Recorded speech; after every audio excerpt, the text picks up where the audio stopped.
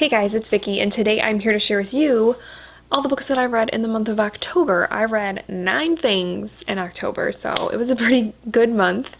Lots of spooky stuff, just like I wanted. And yeah, I'm gonna go ahead and just dive in and start sharing with you what I read. So I started off the month of October with a buddy read. I buddy read with Bobby over at Bobby Reads Too Much, and we read The Troop by Nick Cutter.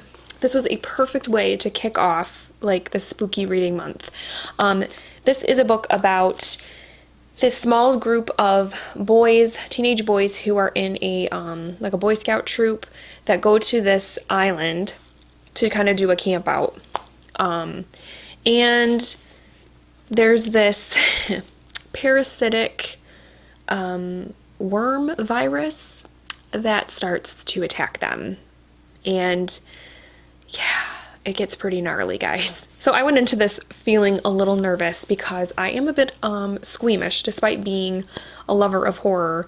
Like blood and guts and like bodily fluids and things like that, and like body horror are not things I tend to really gravitate towards because I just get really like woozy and stuff. So I was nervous about this one. And yeah, it is pretty gross. I definitely felt kind of a sense of dread every time I would pick it up because I really wanted to read it. I thought the writing was good. I wanted to know what was going to happen, but it was gross and it made me just feel icky. Like I wanted to like take a shower after reading this book because it was just gross. And Bobby felt pretty much the same way. And yeah, I feel like what I really liked about this was that even though it's a horror novel and everything, it felt very realistic. Like you felt like this could probably happen. And I liked the way that the story was told in that you're flashing back to you're seeing what's going on the island with the boys, but then you are also reading about things that happened in the aftermath. In terms of like they were doing kind of an investigation as to like the origins of this virus and blah, blah, blah. And so you get that part of the story too. And I really liked that too. I just thought that it kind of rounded things out really well. And so, yeah, I really liked it. Though, like I said, it was pretty disturbing to me. Definitely not a book that you should read while eating anything because just trust me, just don't do it. And it makes you a little bit paranoid, especially if you're a little bit afraid of germs anyway, like your friend here. It kind of just like makes you even a little bit more paranoid, but it was fun and I'm glad that I read it. I'm not sure if I want to read any other Nick Cutter books because I've heard very mixed reviews about them, but this one is solid. I definitely recommend it and I gave it 4 out of 5 stars. So next up, I read some books from my childhood, and I did a whole vlog about it. So I'm not going to go into too much detail here, but I read 3 Goosebumps books by R.L. Stine because I am wanting to reread all of the Goosebumps books. So I read the first 3 in the series. I read Welcome to Dead House, Stay Out of the Basement, and Monster Blood. And overall, I enjoyed these, and I definitely want to continue with this experiment of mine in reading the rest of the series because there are a lot that I know I didn't read because I kind of outgrew the series before it ended.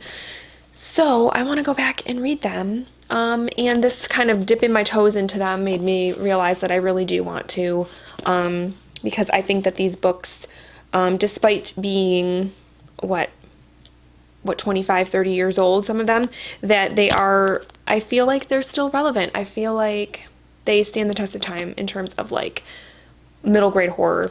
So yeah, these were good. I gave them all 3 stars. I'm not going to go into too much detail because I went into like a more in-depth wrap up in that vlog. So I will link that vlog if you want to check it out. But yeah, I enjoyed these. I'm looking forward to reading more Goosebumps, and all 3 of them were 3-star reads.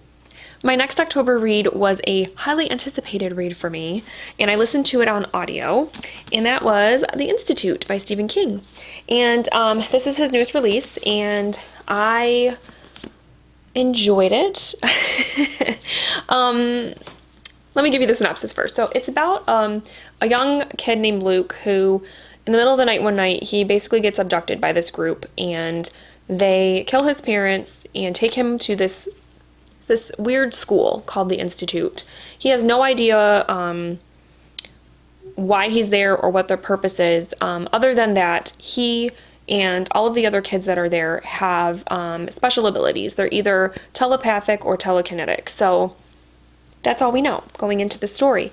And like I said, this school is very weird. It's definitely sinister. And the driving force of the novel is, what is this school? Why are they there? What's going on? And I would say overall, I enjoyed this book. It's definitely not going to be go down as a favorite Stephen King book of mine, but I did enjoy it. I think that in the end, though, the concept was cool, and when you find out what the Institute is, it was pretty interesting, and it definitely felt like it was something that could really exist, that could really happen, just because, it just kind of just felt that way, which I enjoyed. It was scary in a realistic, scary sort of sense, if that makes any sense. But I felt like in the end, the story itself wasn't anything super original to me. I felt like I had read a story like it before, and I couldn't name one that comes to mind, but it was just a feeling like, I feel like I've read this story before, or I've seen a movie like this before, or something like that. So it just didn't feel super original. Though, like I said, I enjoyed the story. I love me some Stephen King, but it just wasn't like super unique to me.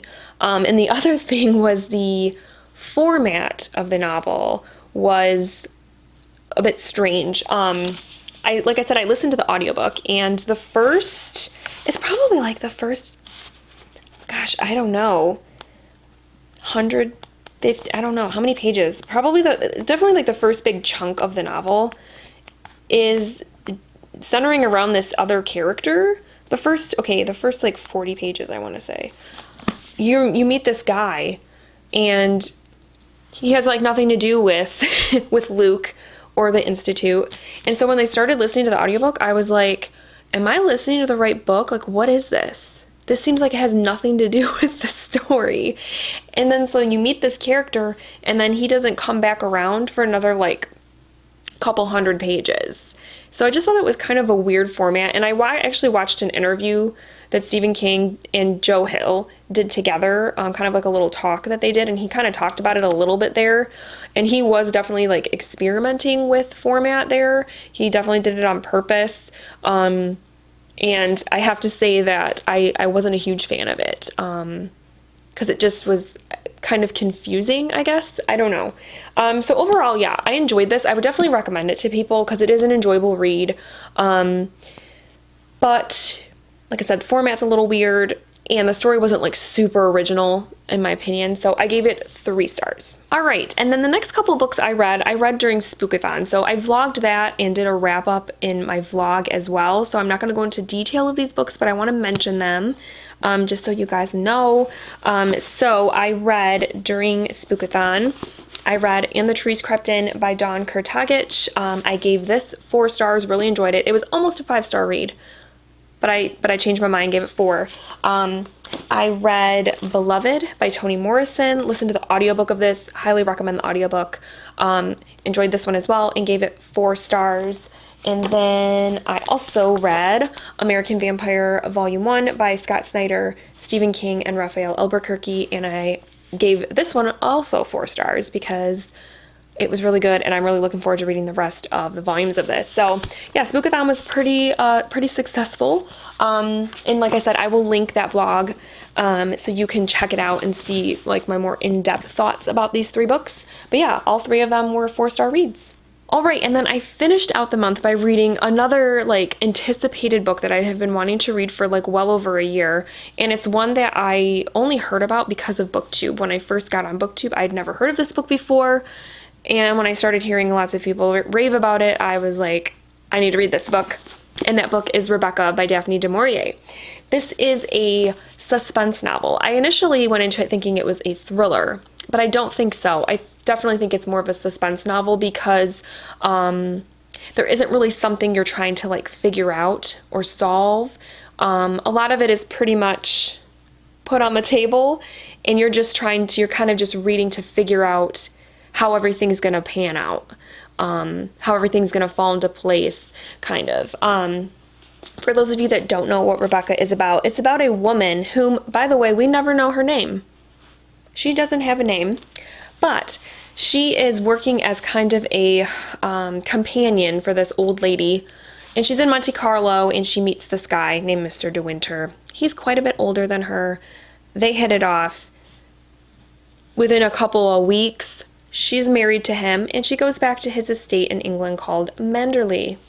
And when she gets there, she knows that he had been married previously and that his wife died. She died unexpectedly, and she'd been dead now for about a year. And so she gets back to the estate, and people there are still just used to the way that Rebecca did things. Rebecca, had these lavish parties, and she was very beautiful, and all of this stuff. And there's especially a housekeeper there named Mrs. Danvers, who is especially close to Rebecca, who is not a big fan of the new Mrs. De Winter. And so the whole book is this main character, basically trying to come to terms with living at Manderly with, this kind of ghost of Rebecca, because she's just everywhere. Like, her coat is still hanging in the closet. Like, her things are still there. It's just very, very strange.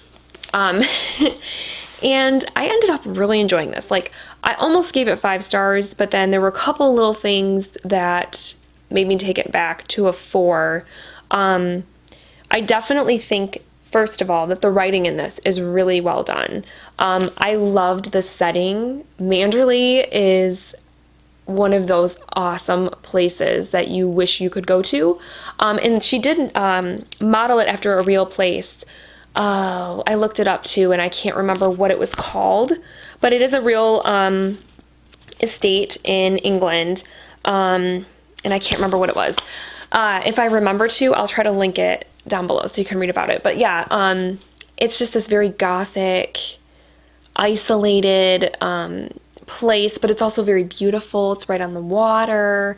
There's a lot of woods around it. I mean, it's kind of perfect, but then it also has this kind of creepy, isolated vibe. So loved that. I loved that Manderly was like a character. I also loved that, like, Rebecca was like a character, even though she is dead at the start of the book and has been dead. Her presence is just everywhere, and her influence is still kind of like affecting everybody. And I just thought that was really cool, the way that was written, the way it was done. I also thought that the story, I mean, this book was published in 1938, I believe, and I feel like the story was pretty, like, ahead of its time. Kind of maybe, 1938, maybe a little racy for its time, and I love that. I love that it seemed like it was just so, like, forward, I don't know, thinking. It kind of wasn't afraid to go some of the places that it went. And so, yeah, I really loved that too. With that being said, some of the problems that I did have with the book was, the first was that I had a hard time getting into it. It took me probably a week to read the first 50 pages. Like, it took me so long to read the first little bit until our main character gets to Manderly, was when it really took off. So at first I was just kind of like, wow, this is kind of slow. I don't know how I feel about it, but I'm going to keep going. And so, yeah, there was that little bit of struggle. And then the other thing was that the main character, I kind of had some issues with her. Like, there was a part of me that really felt I felt a little bit of a connection with her, because I feel like if I were to go to a place like Manderly and suddenly have to live at a place like that, I would totally feel like she felt, which was that basically she felt like a fish out of water, like, because she didn't come from like an upper class family, so she didn't know how to like do any of the things that she was now doing, or she didn't know what it was like to have a servant, like someone to like literally like help you get dressed and things like that. Like she was just like, I don't know about this. And I feel like I would be the same way. I'd be really uncomfortable. So I really identified with that part of her character, and just that feeling of getting there and feeling like such an outsider, even though it's your home. But otherwise, I felt like she was very, at times, I wish that she had just been a little bit more strong. She was very weak. And then even as the book progressed and some of the decisions that she made, some of her thought processes, I was like, I don't know if I'd feel that way. And I can't say what they are because it'd be really, really spoilery. But there were just things that happened that her reaction was just not what I would have expected. So yeah, her character was interesting because a part of me liked her and identified, and then there was a part of me that I was just like, what's going on with you, girl? Like, you need to get it together. So yeah, it was interesting. But yeah, overall, this was a really good book. The story ended up being really like, it was a very suspenseful novel. The last 100 pages, I still had like no idea what was going to happen. And so I was just reading just because I was like, I got to know what's going to happen here. Because like I said, you find out a lot of the main pieces of information. There's no big question that needs to be answered, but like it's the little details, or like the how and why. How are we going to get there is like what you're finding out. And I loved that. It was so good. It was so good. So yeah, I would definitely, if you are into like thrillers or suspense novels and haven't read Rebecca, you should definitely check it out because it's really good. Despite, like I said, being a novel from 1938, it doesn't read that way at all. Like, it was great. So yeah, like I said, it was almost a 5-star, but I knocked it down to 4 because of the little couple issues I had. So yeah, definitely check this one out if you haven't. Okay guys, so those are all the books that I read in October. I had a pretty good reading month. I mean, most of the books I read were 4 stars. So that's a win to me. No 5 stars, but you know me, 5-star reads are a little hard to come by sometimes. I'm a little stingy with the 5-star ratings. So yeah. Let me know down below if you read any of these books and what you thought of them. Let me know what you read in October because I would love to hear about that and love to chat with you guys about that. And I hope that you guys all had a happy Halloween. Here in Michigan, it was a wet one. It was raining and it was a little cold, but that did not stop my kids in the slightest. We just put on the rain gear and we went out and they had a blast, and it was a really fun time. So yeah, it was a good time, and I hope that you guys had a good one too. And yeah, I hope that November treats you well. Thank you so much for watching, and I will talk with you soon. Bye.